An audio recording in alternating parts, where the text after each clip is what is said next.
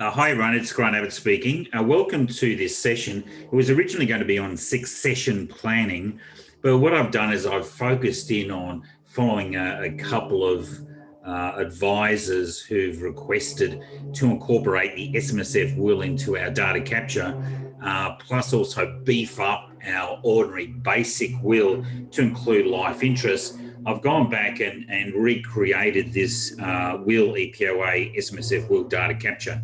So I'll be sending this out with a recording of this session today. So I'd highly love, in fact, if you could all review it, go through it. I am going to take you through line by line and give me your suggestions prior to finalization of it, just so that we can get it, because essentially this is your golden key to making your estate planning business work. In essence, you'll see a little bit later on, having a look at all the legal or the Uniform Legal Professions Act. If you're creating legal documents simply by way of a data capture, particularly at the high end value documentation, such as an EPOA, a will, a testamentary trust, or an SMSF, then to take that data capture or get that data capture, send it to the client, receive the data back, insert it into the relevant LightYear Docs field, and once you've done that, you've really made sure you stay within the tramlines of the Legal Professions Act. And I'm going to show you another solution a little bit later on that we all need to take into account and be cognizant of. So let's start at the start. These are my 5 reasons that accountants and planners are the best succession, asset protection, and estate planning advisors. First off, we know that a large number of our business clients have sizable assets inside discretionary trusts and SMSFs. Both of those have got their own asset protection purposes.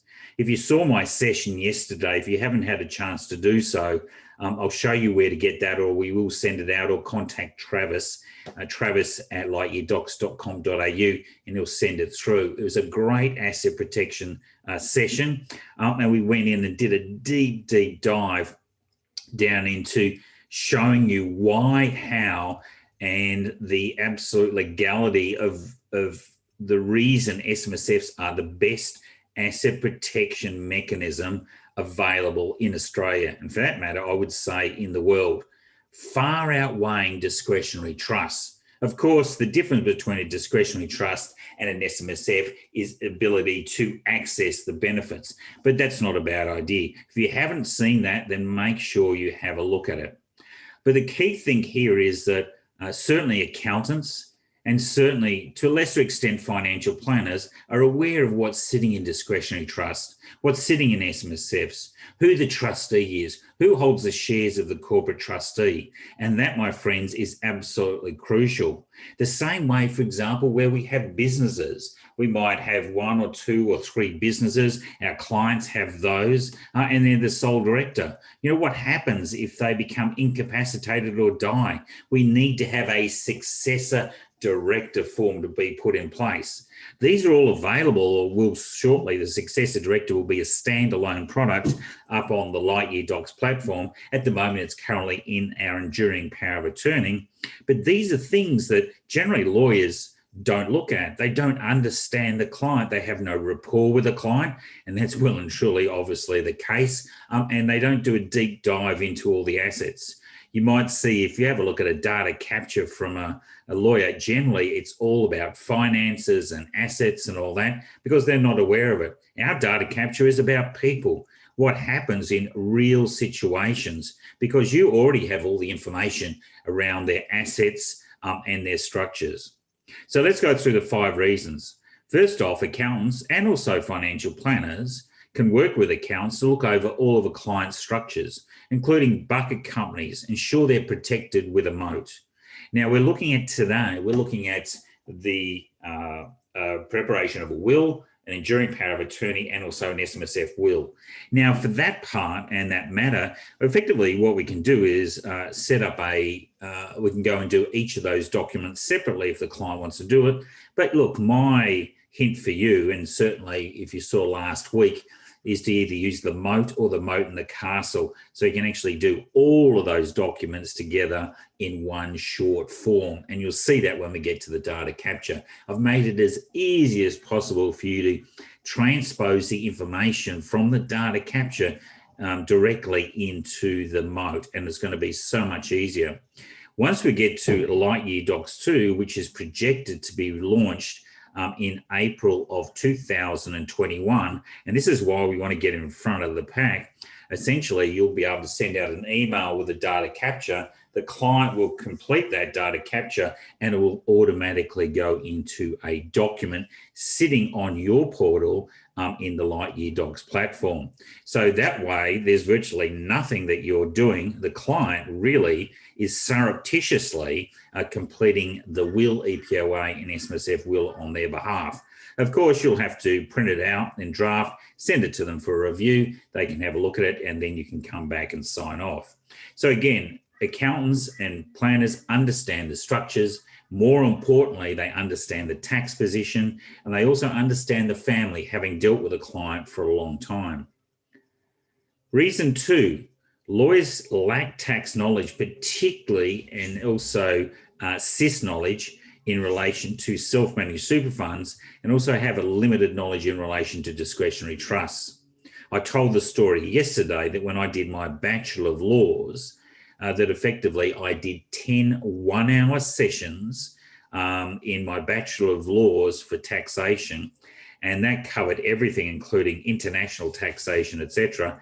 And that was the total tax training that I received as an undergraduate lawyer.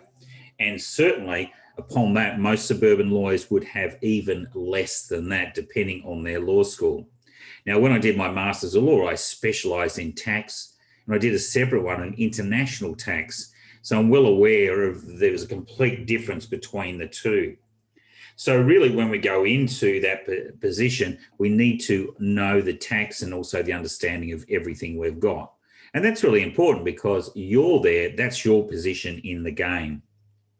Reason 3, accountants and many planners have long-term relationships with clients and their families.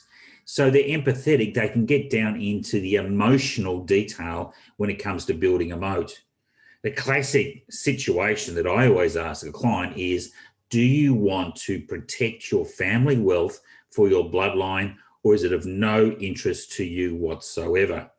And I can tell you, if you do an either or question like that, 99% of your clients are going to say bloodline. And as soon as we set that context up, it builds a pretty different framework around your succession, asset protection, and estate planning advice. On the other hand, lawyers don't have a long-term relationship with clients. Lawyers are only ever there to give a one-off advice for clients. They don't have a long-term relationship. They don't know children. They don't know whether one child is disabled or you've got a particular issue with one child being drunk. And as times go on, and this is another reason, in fact, we'll put this as reason 6. The beauty about the LightYear Docs platform is that if anything changes, it's very easy to go in and amend and create a whole new set of documentation. All you have to do is just go and relaunch, start it again exactly the same, and make changes to that documentation. There's no real changes. You've still got exactly the same original data capture. It's just been an update. Whereas to go through that process, you'd go and have to set up a file with a lawyer independently, and you have to go through the whole process again. Whereas you can make changes within minutes and in fact provide them to clients within days. And that's absolutely the best. Reason 4, accountants and financial planners are the trusted advisor of the clients. Again, this goes back to that long-term relationship side of things. You've had the client for a while, you've got that empathy, you understand the structures, and you understand where their children, their grandchildren, their de factos, their prior wives, where everything is placed. You know where the skeletons are hidden. Whereas lawyers aren't really high on that trust score, believe it or not. In fact, there was a Princeton study that on the trust score put lawyers alongside prostitutes. I'm sure, although they are very well intentioned and they certainly understand the law very well, but when it comes around to trust and warmth, lawyers are well and truly down the pack. Reason 5 is it's the whole family. So when we look at this, and I'd encourage you that when you are building succession, estate planning, and planners, make sure you include insurances across the family unit. You should be providing advice, doing wills, EPOAs and SMSF wills, not just for mum and dad, but also for their children. And if mum and dad are older, their children's children. So it really starts to open up the gate for you, and you become, again, it links back to reason 4, that you become the trusted advisor because you're looking after the whole family. This is exactly the same thing that private family offices do. And by using this is a way of you setting up a family office for your clients. It's most exciting, and it's a great way to do it. If you just focus in on compliance, if you just simply focus in on what you're doing in terms of lodging returns, BAS returns, you're never going to be down the pointy end of the field and being able to set up a family office. This is the easy way of doing it. Now, this is where we are at the moment. To a greater extent, when we have a look at it, lawyers providing estate planning advice, or what I call generally advice that doesn't cater for every structure, every strategy, certainly it's just a common theme or common element of their advice. I can go down here at Sunshine Coast. I'm down at Twin Waters. There's a little lawyer down here. I can go down who normally does conveyancing, but they're more than happy to give me some estate planning or do my wills and EPOA. But of course, you're going to end up with an extremely bare bones. There's no strategy. There's no structure in there. Bloodline, well, forget about that. But more often than not, the clients aren't well known. Well, they don't really know what they don't know. It's quite surprising, and many of you probably have already started down that track by asking the clients, do you want them, or do they want you to prepare effectively, based on a data capture, a will, an EPOA and SMSF will for them? Now, you'd be so surprised. I would say that at least 3 out of 4 are going to come back in the affirmative for you. So where we're going now, based on those 5 reasons, I'm going to go into the legal side of things in a second before we jump into the data capture. Essentially, you guys are enthusiasts and visionaries. You can see what is possible. You can see the high-end revenue for the really low time spent on this particular set of revenue earning advice, that in that instance, it's a great return on your time and really takes you to the next level. Of course, if we go down in 5 or 10 years' time, much the same as when we started with SMSFs, hardly anyone was doing that or being a specialist SMSF advisor. Now, virtually, there are so many people involved in it. And if I took you down 10 years down the track, it would just be commonplace for accountants and financial planners to do estate planning. For the most part, planners used to offer estate planning services many, many years ago. It was just part of the course because they'd obviously be looking at life insurance, and they would have a good relationship with a lawyer who would then provide the estate planning advice.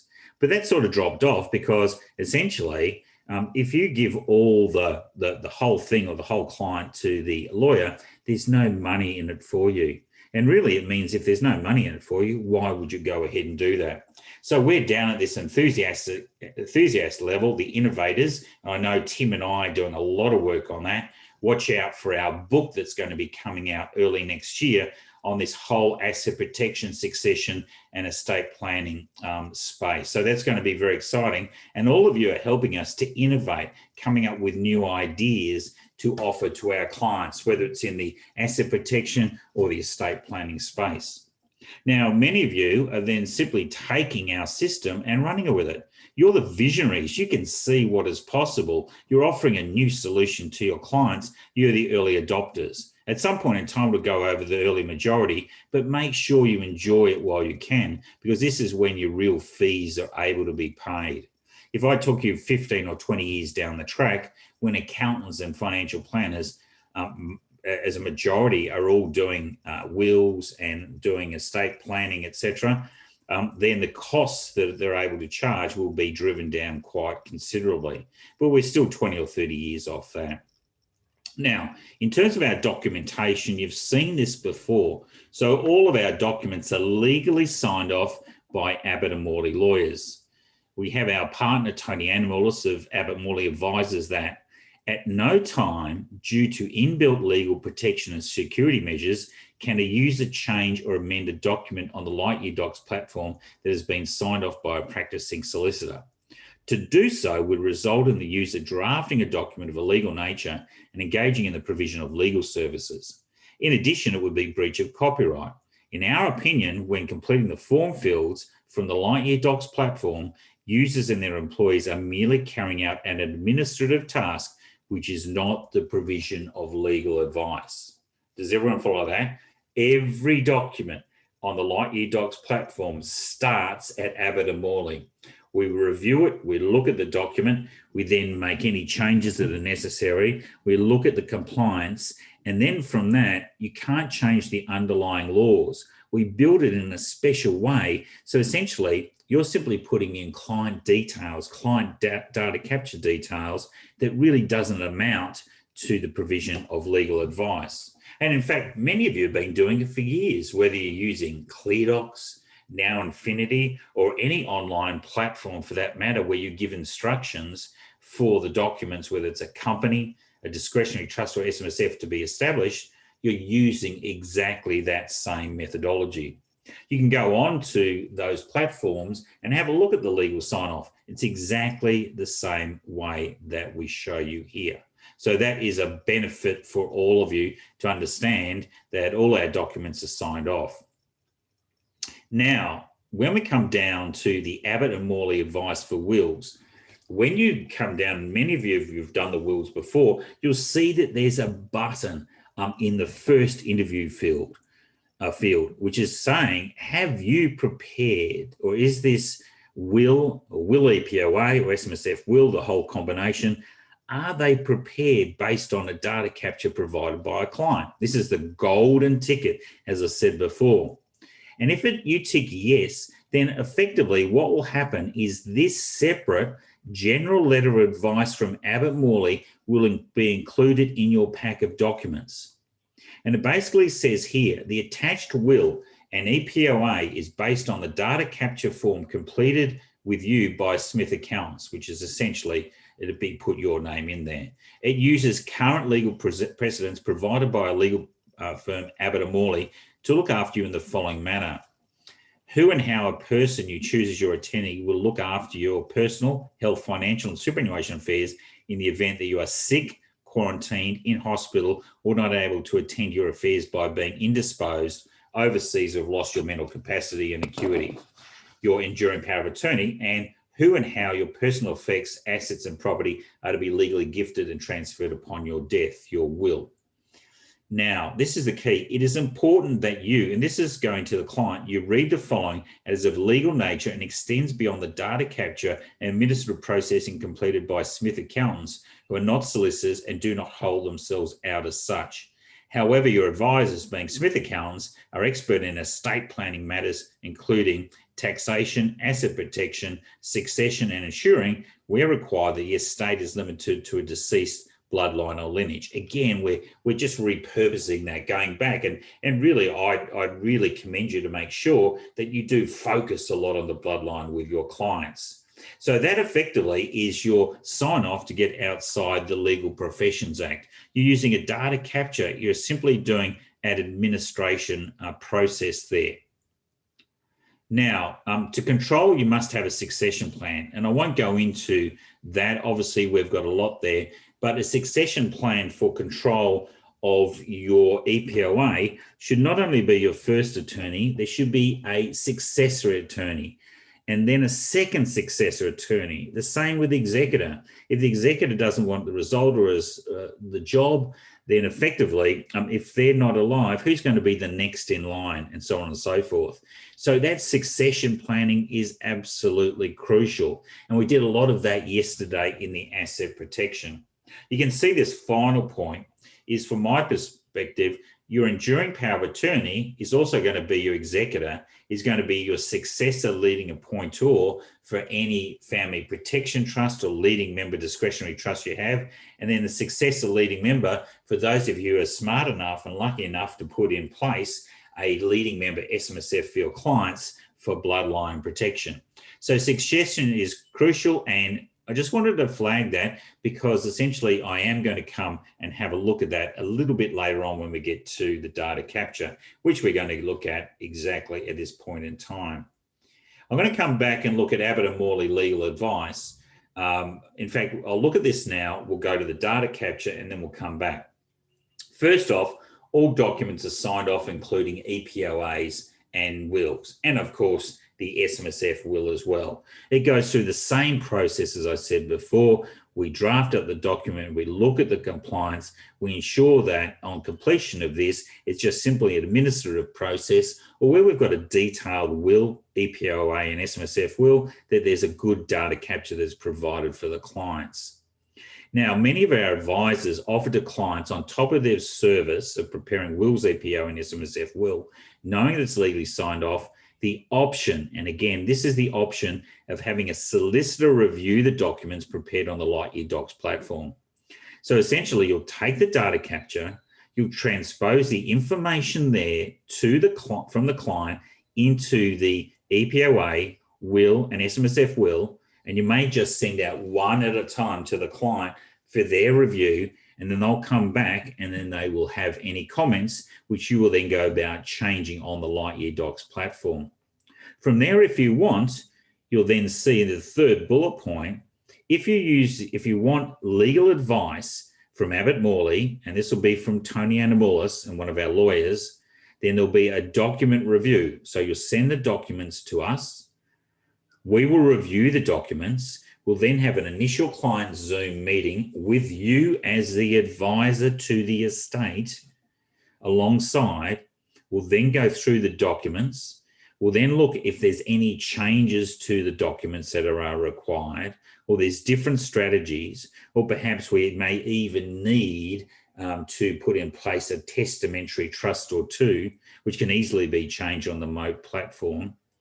And then what will happen is we have once everything's finalized, the client's happy, you're happy, we're happy, they've received any tax or other advice, then we have a final execution Zoom where the client signs the letter, you'll witness it, or someone else will witness it. Tony will also witness it at that time down in Melbourne, and then send the estate planning documents down to Abbott-Family offices, or at least one copy to be held in our offices.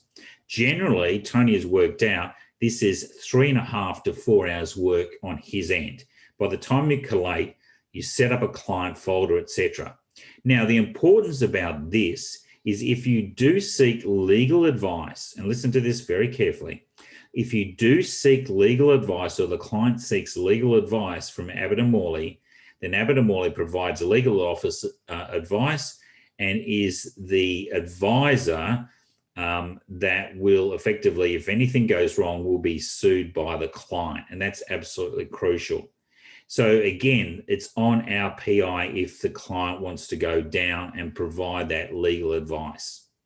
Now, importantly, although it's 3.5 to 4 hours work, we've been extremely careful compared to other providers in that we want to make sure that you, as the originator of all the documentation, dealing with the client, dealing with the data capture, preparing at least the first draft and possibly even the second draft of the documentation, that you've done all your work and you're there to make money. So essentially, you'll be charging the client a fee for estate planning, succession planning, and asset protection advice for the preparation of the documents and the advice in relation thereto. From that, if they choose that additional legal advice from Abbott-Family per person, it is optional. As I said before, it's an additional $495 on top of your fee, or if there's a couple, it's $895. So that's absolutely crucial. Again, all of our wills, all our EPOAs and SMSF wills are signed off by Abbott-Family lawyers. You can't go in and change the underlying legal nature of any document. However, you may seek to get special or offer the client the option of being provided with legal advice and a meeting with a solicitor, in fact, 2 meetings with a solicitor in this whole process. The additional cost for the client, not for you, is $495 and a couple is $895. Now, typically, when you go down the track and have a look at it, just for one person, an EPOA, generally the average fee charged by a lawyer is $330.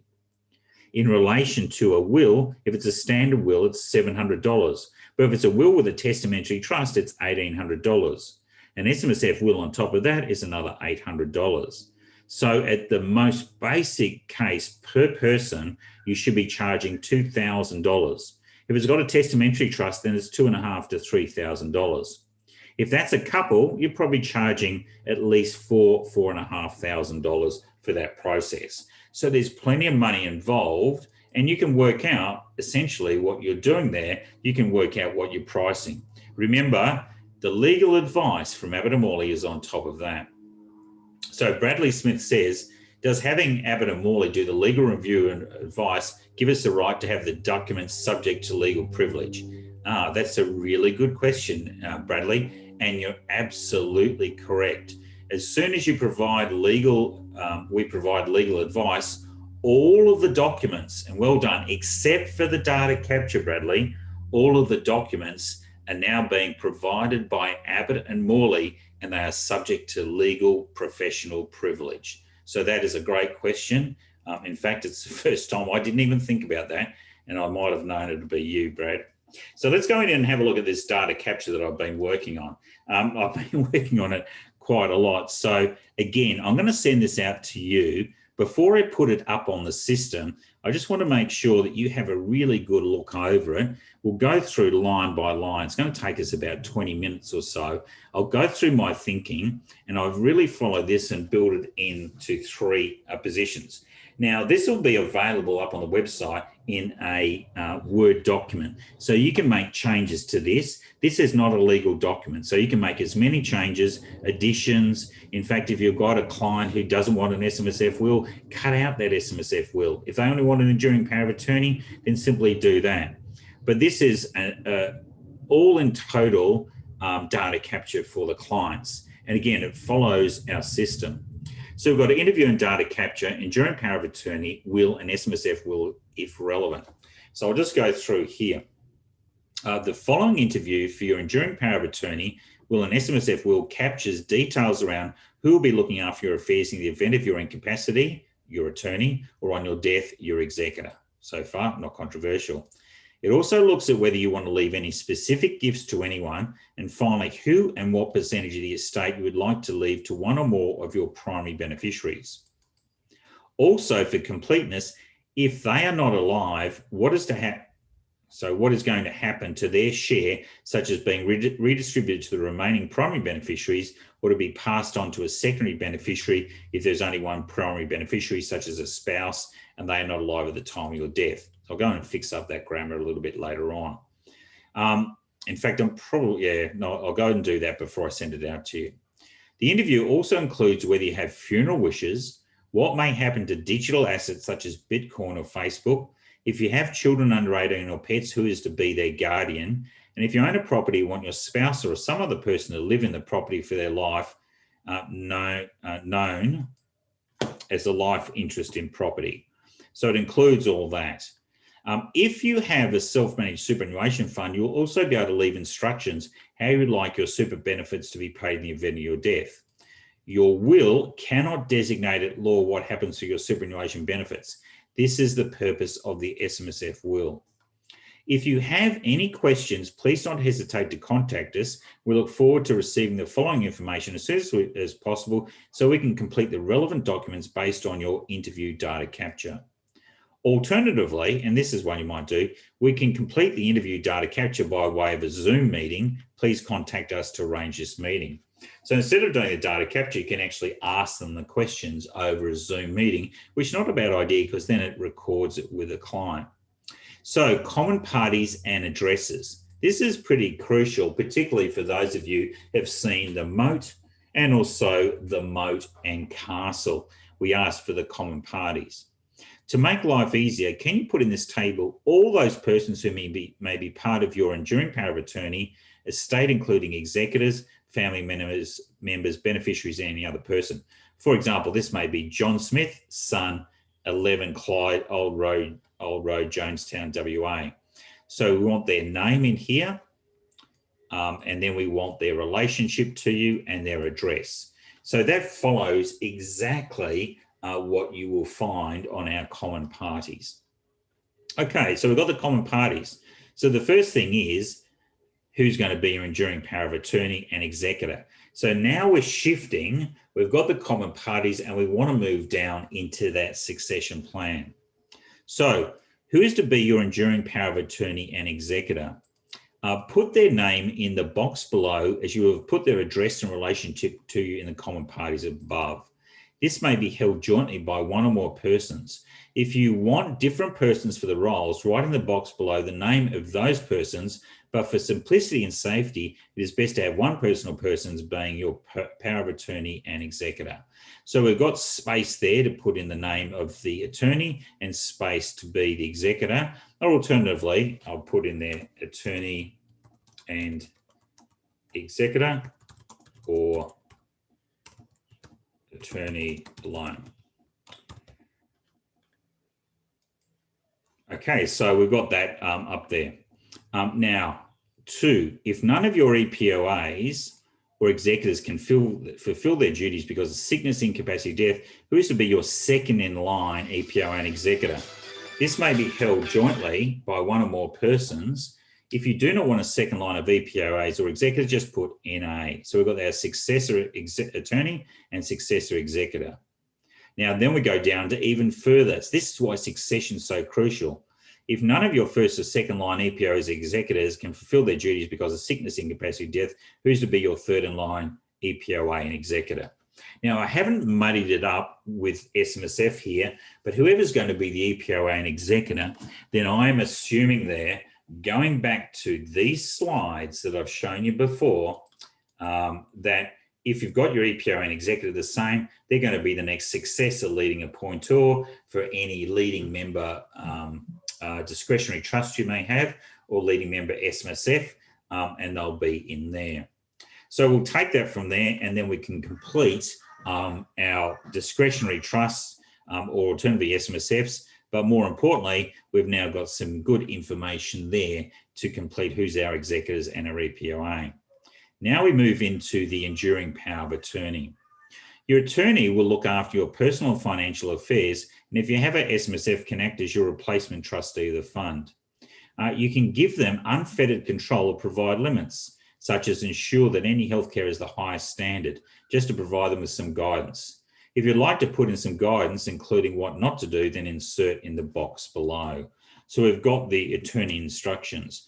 Also, we've got, if you have an SMSF, do you want your attorney to step into your trustee's shoes as a replacement trustee? And I'll just put in there, state yes or no, or any other person you would like to fulfill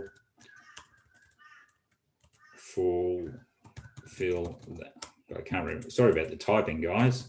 Fill that role. Okay, so that's our enduring power of attorney there. Successor directors. Now, I could blow that out a bit further, but I'll take advice on that for you. So all of our data captures start off small and then end up bigger. Now, this is an important one, and this is one you're not going to find anywhere else. And we've got this embedded in the enduring power of attorney now, but we will take this and it will be provided as a separate document sitting on our system. I'm just waiting for my developer to come back to work. We've got quite a bit of a build-up of stuff for him, or in fact them, to actually do. If you are a director of a company, you become incapacitated or die, control of that company may be a problem, particularly if you're a sole director. You may want to put in place a successor director to look after your interests. This can be done with a binding resolution that we can prepare. If this is important to you, note down the company, its Australian company number, and who you would like as a successor director. There is a space to put up 3 companies. So you put the company in ACN and also the director there. Now, just a heads up on that one, generally most lawyers will do a deed or binding successor directors and will charge $1,200 for that. So again, this is an additional service that you can provide to the clients. So we've done our EPOA, then now we've done our successor director. Now we're moving on to wills. After appointing a chain of executors to manage your estate, the next step is to guide your executor with your desire to make a specific gift to a spouse, child, grandchild, or other person. Once this is done, the gifts are made. Anything left over forms a remaining estate, which may be passed in its entirety to a spouse or children individually or to be shared. Importantly, specific gifts rank higher in importance than the remaining estate, so spend time on specifics. The first step then is to look at specific gifts. Now, do you want to make any specific gift to any person, such as, my investment property of 5 Smith Street, Collingwood, Vic, is to go equally to my eldest daughter, Jane, and son, Mark, or my sister, Joni Smith, is to receive $100,000, or all my estate is to go to my wife, Janelle, or my executors to distribute my personal effects and jewellery in a fair and reasonable manner. Okay, feel free to make as many bequests as you want. The more specific gifts you complete, it makes the role of executor that much easier and faster.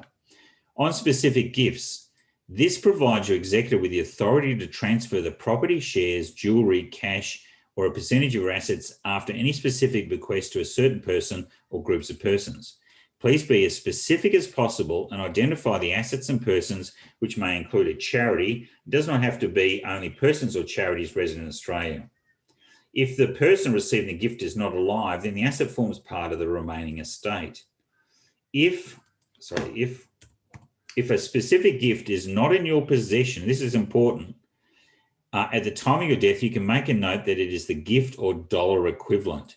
So, for example, if I provide in there that my investment property is to go to Mark and also Jane, then effectively what will happen there is if that investment property is not there, then that particular property is effectively going to be left on the side. So that will then be excluded from a specific gift and they miss out on the gift. Alternatively, you can provide in there that's going to be the dollar value. So that gift now turns into the dollar value equivalent. So please note that this area is to give digital assets such as social media, databases, or cryptocurrencies such as Bitcoin. So we've got 1, 2, 3, and then we go down into the digital assets. Now we'll go look at F, which is the remainder of the estate. If there are any assets or monies left over after paying all expenses of the estate and also paying out specific gifts, the remainder of the estate, called the residual estate, is to pass to the main beneficiaries if they are alive. The main beneficiary, who are the main beneficiaries? And if more than one, are they to take equally or note down any specific percentages for any beneficiary or beneficiaries? So we put down the name and obviously the percentage of the estate there. So far, have we got any questions on what we're doing? If the main beneficiary or beneficiaries are not alive, then who is to get their benefits? Choose from one of the following. Now, I do this because these are the exact terms that we have inside of the LYD will and the LYD will with the Testamentary Trust. They're bloodline children. So if the main beneficiary is not alive, let's say it's a spouse, then it's to go to their bloodline children, which may be held on trust subject to the executor's discretion on the advice of the advisor of the estate. So that generally would be if we've got a couple, and let's say we've got Max Smith, who's age 40, he's got a wife, Jane Smith, who's age 35, they've got a couple of young kids, then in the event that Max dies, Jane is also dead, then essentially you may want to tick this box because of what it would mean for their children, William and Ben, that would be held on a testamentary trust for their benefit. Now, again, there's no specifics around what that testamentary trust requires. Obviously, it'll be up to the executor of the estate. If you want more full-blown details around what would happen inside that trust, for example, it can't be taken out or capital can't be withdrawn until age 25, it's got to be for bloodline only, etc., then what you'll do is you'll probably need to go down and do a will with testamentary trust.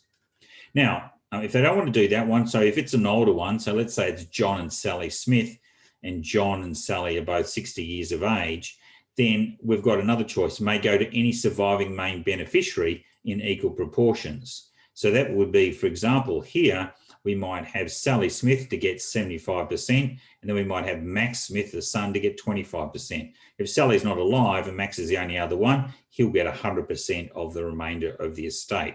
Alternatively, to be paid to a secondary beneficiary. So, for example, Sally may have 100%, and then we've got Max and Jane, the daughters, and the son, who are the secondary beneficiaries. So if we tick that box, it automatically cascades down to the secondary beneficiary. Or alternatively, we can just simply go to any bloodline beneficiary at the executor's discretion. So that means we may not have a secondary beneficiary. And then we go through the same process here in terms of the secondary beneficiary. So again, note down if the main beneficiary has passed the estate in the event of their death to a secondary beneficiary or beneficiaries, either to take equally or note down any specific percentages for any beneficiary or beneficiaries. So again, name. So we might have Max 50%, Jane 50% of the estate. Now, if the secondary beneficiaries are not alive, then who is to get their benefits? Choose from the following. So again, the bloodline children, any surviving secondary beneficiary in equal proportion, or to be paid to any bloodline beneficiary at the executor's discretion. So one, you're actually going to need to, if there's 2 or 3 or more, you're going to have to complete one of these for each of them. But at least you get them in that vogue of what you're basically doing there. So Trevor, good to see you, Trevor. Haven't seen you for a long time. I know you're absolutely brilliant country lawyer. Can specific bequests be listed in a schedule so the schedule can be amended as required rather than necessitating the redrafting of the will? So you're actually looking at doing a codicil, Trevor. Now, let me take that on advisement and let me consider what is the best way of doing it around specific bequests. But again, I like that idea. So if you can leave that with me, we might even be able to put, as you said, a schedule that then references in the will to that schedule, which may well be updated. So that's a great idea, Trevor. Leave that with me. So we've gone down to the secondary beneficiary. You could end up having tertiary beneficiaries as well, but effectively we're stopped at secondary. Funeral wishes, what are your, and what will happen, honestly, once you start giving these to the clients, it's quite detailed. Don't want to go into too many specifics, but it will actually, at the first instance, when you go through the client, before you finalize the documents, you want to finalize the documents, send it to the client, then have a Zoom meeting with the client or a direct meeting with them to work out, what's going to happen here, what's going to happen there, because they'll probably have some questions. They might have like a disabled child, etc. If that's the case, then you're going to set up a special disability trust, which is going to be effectively the wills with testamentary trust option. Again, it's easy to switch between the will and the will with testamentary trust if you're using the remote.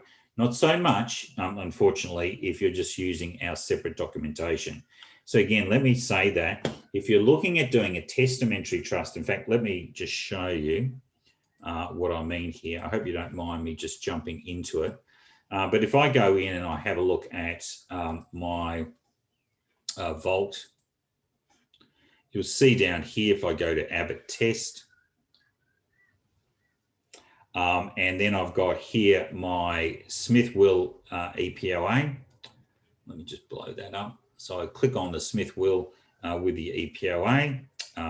Then effectively when I open that and relaunch, you'll see up will come. And remember, the LYD will and EPOA also enables you to do spousal wills and EPOA as well. So that covers the both, but it doesn't include the SMSF will. The only problem here, and you can tell when you come down to the principal beneficiary or any specific gifts there, what we have essentially is going to be a situation that there's no testamentary trust. If you make a comparison, so if they end up using a testamentary trust, you're going to have to go and create a testamentary trust quite separately. As opposed to if I go back in and have a look at the moat, so if I go down here and I have a look at Abbott Test, and I go down, even if I have a look at last week's, for those of you who've seen it here, the moat and castle, if I open that one, and I think this is the one I did on the day. If you haven't seen that, it's a great video. My phone is going off. Shows you I should have stopped it anyway. So you'll see here when we get down to the wills, and this is the benefit of being able to do everything. In the documents, we can do the protector, yes or no. I can just turn that off. I can do an EPOA. I can cut out all the discretionary trust upgrades, although they're vital.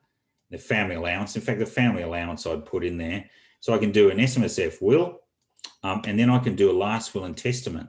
So I've got all my details here. You can see here, for example, the principal beneficiary. So again, these these are all the ones that we had before. Now watch what happens here when I go to the documents. I can go down here and I just simply change that to the will and testamentary trust. So I'm going to go exactly back, and you saw where I was before. I've got principal beneficiary, Sally Smith. Now I've got the option of putting in a testamentary trust. Is the beneficiary share of the estate to be automatically transferred? No, that would only be if you've got, for example, a spendthrift child, or you want to keep the money straight into a testamentary trust. Here it's going to be up to the consent of Sally to put it in. Is the spouse to be included along with the main beneficiary? No, because if John dies, you don't want her de facto or spouse to come in. Do you want the secondary beneficiary to be bloodline or lineage? Yes. So that means that obviously she's the principal beneficiary. It's the secondary beneficiary of the testamentary trust. Are there any related? No, but it doesn't matter. You can always put one in. Is the main beneficiary the appointor? Yes.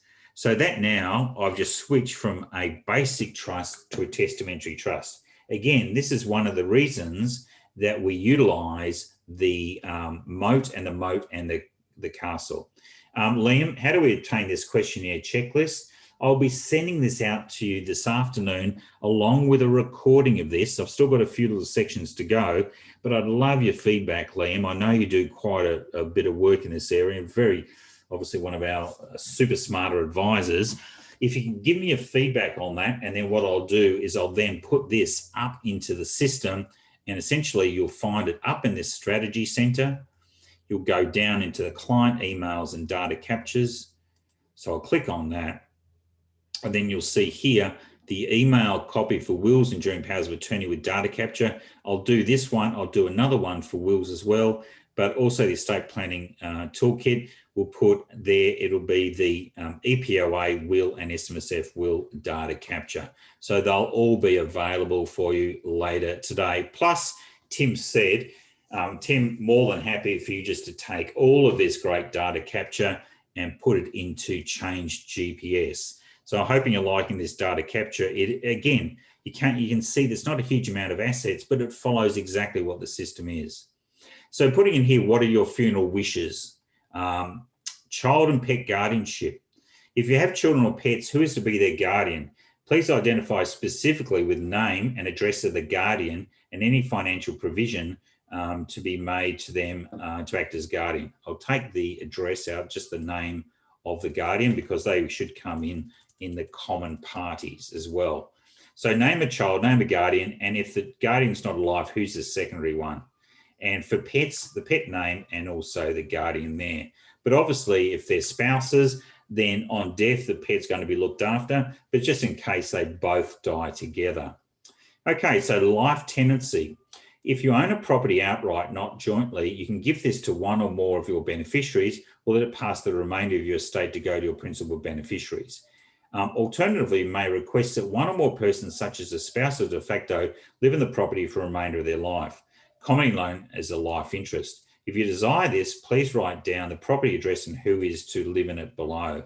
So it's a property address and then the life interest name. So it may be, mum and also the kids in there. Okay, so now we've done our EPOA, we've done our successor directors, we've also gone in and done our replacement trustee for our SMSF, we've done also our will. We've gone even further to do specific gifts, executorship. We've also had a look at succession executors, succession EPOAs. We've then gone from specific gifts and we've done funeral wishes, child guardianship and pet guardianship, and also digital assets as well. So let's go on SMSF Will. Your super benefits may pass to your estate or directly to one or more of your dependents.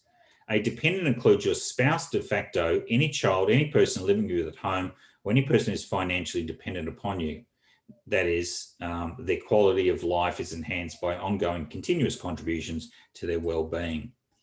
A SMSF will is a set of instructions for the trustee of your SMSF to follow in the event of your death. In short, you can pay a lump sum to your estate to be included as part of your will, or pay it directly to a dependent who can then use the money as they wish, or you can direct it to be paid into a trust for them, such as an SMSF Death Benefits Trust, which sits outside of the family provisions claim. You can even pay it to a bankrupt. Can you believe that? You can't pay directly through the estate to a bankrupt, otherwise they'll lose the money, but you can out of an SMSF. If you haven't seen it, have a look at my session yesterday. Or let them transfer it to any company or trust that they own. In some cases, such as with a spouse child under the 18 or financial dependent, including disabled children, an income stream or pension may be paid. This can be very tax effective. Like the will, the SMSF will provides the ability to pay an amount to a dependent of your estate. Keys to complete the box below. For example, Jane Smith, 100% of my super.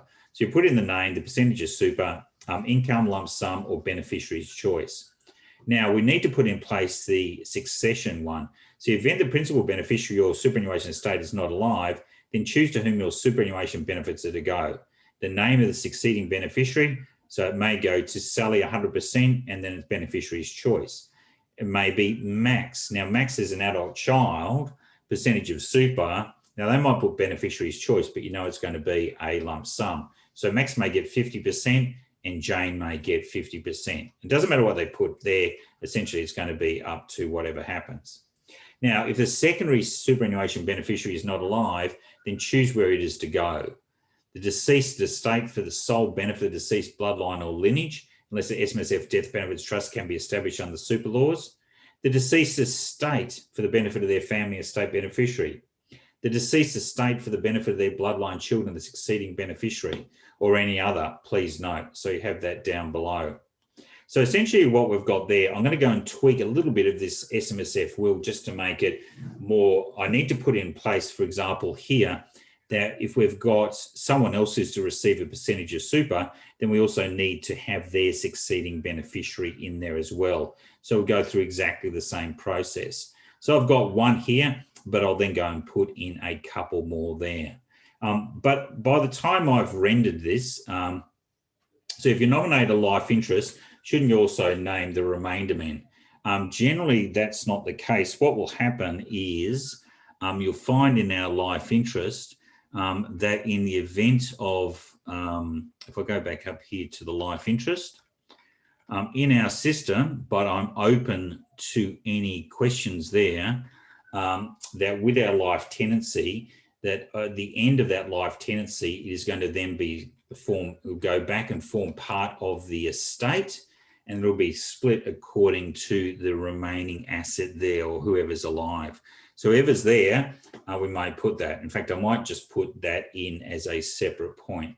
But if you think there's an interest in setting up a separate level of remainder people for that life interest, then please let me know. But generally, you'll find that the remainder of the estate will cover there. But again, it's a good question. And again, if we go back to the original slides that I've got there, this is where we are at the moment. We're down in this process innovating, and we're continually working on our documentation. So it's really crucial. From John Stitt, from the SMSF will, do you have to nominate lump sum or pension, or leave this decision open? It depends, John, as to what you want to do. For example, if it's a child who's under 18, you may well want to put in place the option there of just having an income, or alternatively, you may well have that. So what I've done there is, if you just want to have the beneficiary's choice or the trustee's choice, then you simply put in beneficiary's choice. So either way, but income or lump sum may be appropriate. But for example, you will not want to put in there as a lump sum for a child under 18 who's living with an ex-spouse. because effectively they'll take the complete amount of money and then they'll run with it. So you'll see, John, as you go through the nuances of this, it's a stock standard, but we've got this is an initial discussion point with the clients, which we can then complete the data capture further. So I'll send this data capture out. I'll render this document. So early this afternoon, you'll get a recording of this. You'll also get a copy of this document before I put it up on the system, which I'll do so on Monday. If you've got any feedback on the data capture, because you're the first ones and the only ones who've got this new data capture, any feedback, please bring it back to me before we release it next Monday or Tuesday, which would be great. So that's our data capture. Effectively, when we go down that track, essentially what we're doing there is we're providing that data capture, and that effectively means that we're pulling it straight out of the data capture.